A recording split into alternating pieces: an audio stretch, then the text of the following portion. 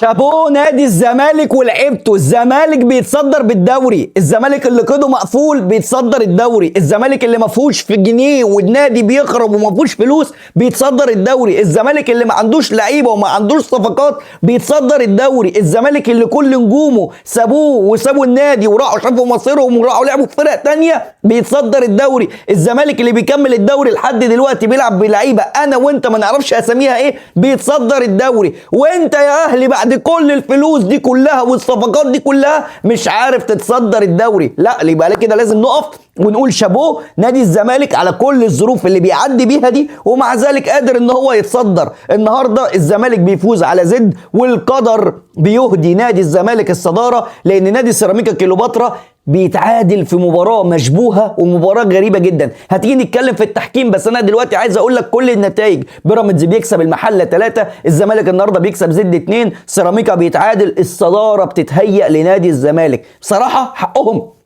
فريق ما عندوش اي مقومات المنافسه على البطوله غير جمهوره اللي كان واقف مسانده بس، واللعيبه صدقت في نفسها النهارده تقدر تكسب في ركله جزاء في شبهه في الماتش. انا متفق معاك يا سيدي، بس في النهايه الزمالك كسب، في النهايه الزمالك خد ال3 نقط، في النهايه الغير متوقعه ليا ولا ليك ان الزمالك قدر يتصدر جدول الدوري. انت متخيل؟ وفرقه المليار ما تصدرتش الدوري غير 12 ساعه بس، ده لو مضاد حيوي هتقعد فيه اكتر من كده يا راجل، ده انت لو شاحن باقه هتكمل معاك ال 24 ساعه. النادي الاهلي مش عارف يتصدر، النادي الاهلي اللي كل حاجه معاه عنده لبن العصفور، عايز لعيبه موجود، عايز صفقات اتفضل. لكن بقى الفكره في ايه؟ العين اللي بتجيب الصفقات، بس كامكانيات مفيش حد قدك، مفيش حد زيك. ازاي مش قادر تتصدر؟ انا مش عارف اقول ايه الصراحه غير فعلا شابوه نادي الزمالك، النادي اللي ما حلتوش اي حاجه خالص، ما عندوش اي مقومات، لا عنده لعيبه ولا في فلوس ولا في صفقات ولا في استقرار، والدنيا خربانه معاهم، ومع ذلك اللي موجود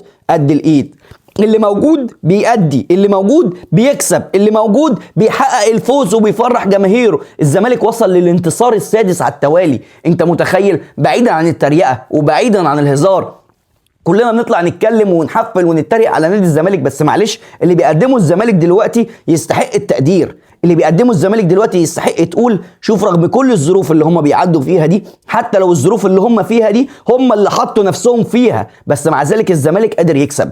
الزمالك اهو بيتصدر، الاهلي مع احترامي ليك ما عملهاش، بيراميدز اللي عنده كل الامكانيات لسه ما عملهاش.